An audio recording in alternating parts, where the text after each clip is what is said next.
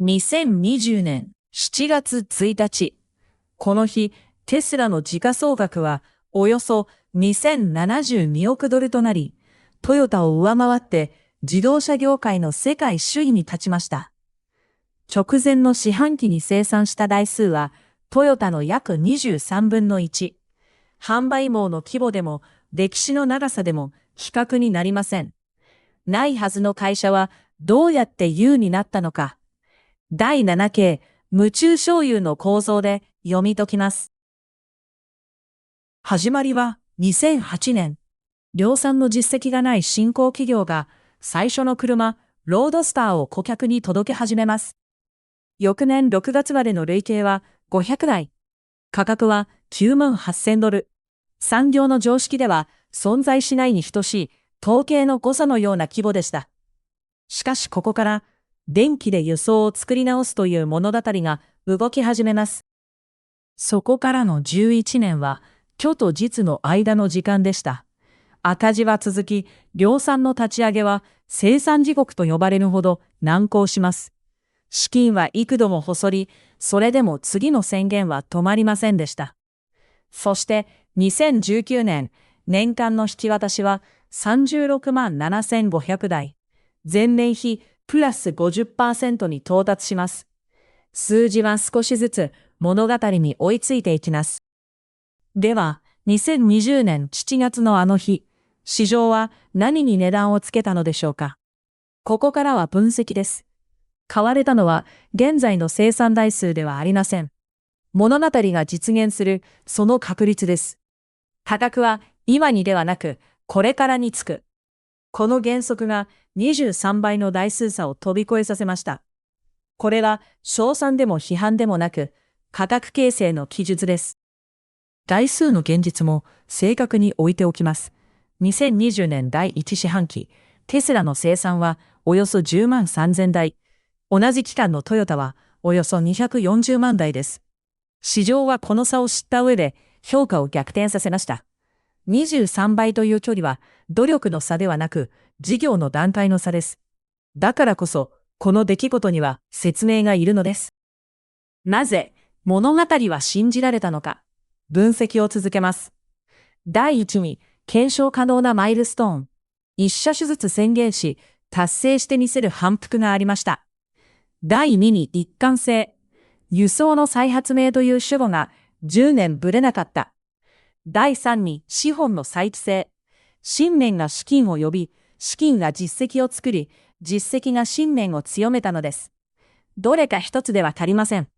3つが揃って初めて物語は資本を動かします。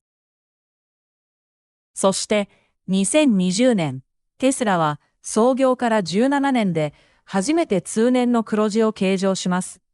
純利益、何億2100万ドル。宣言は決算書の数字になりました。物語に投じられた資本が工場になり、台数になり、利益になった。虚が実に転じ、この瞬間から疑う側が説明を求められる立場になります。額の大きさではなく、符号が変わったことが重要でした。11年の収支を一組の数字に畳みます。2008年500台。2019年36万7500台。735倍です。この倍率は幸運では作れません。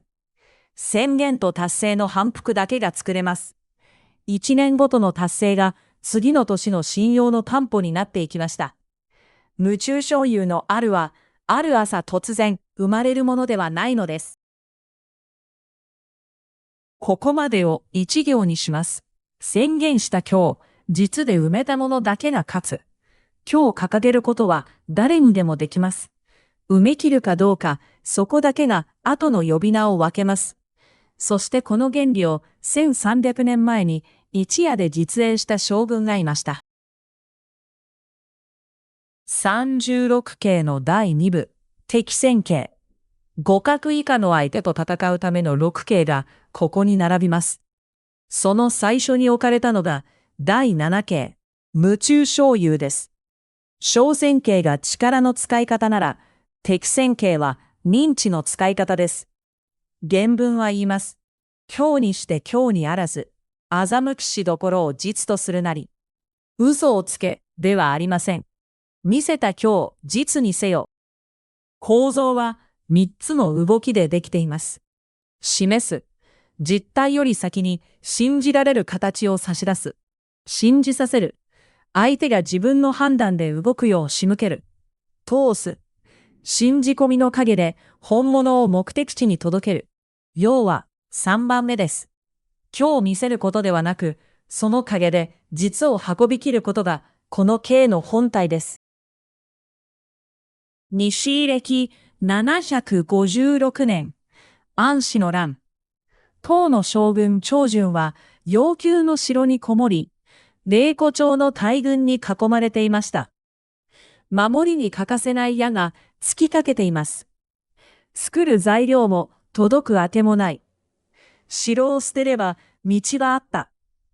しかし長順は守ることを選びました。無からの頂上です。長順に残されたものは敵の目だけでした。夜、長順は千体の藁人形に黒い衣を着せ、縄で城壁から下ろします。敵は野衆と信じ、一斉に矢を追いかけました。